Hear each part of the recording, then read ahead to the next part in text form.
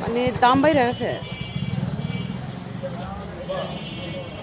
সবাই একই কথা বললে দেখে দেখে ছেড়ে দেওয়া লাগবে।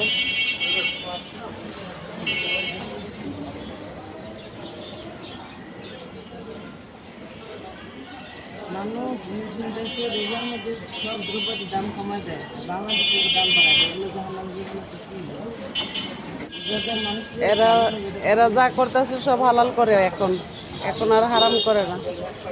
মেলাতে বাধা দিতে দেখতাম, এখন এই বছর সারে বাংলাদেশ মেলা, তারা যা করতেছে হালাল, আর অন্য সময় যারা করছে তারা সবে হারাম। দেশের পরিস্থিতি কি মানুষ আইতাছি আইতাছি আইতাছি।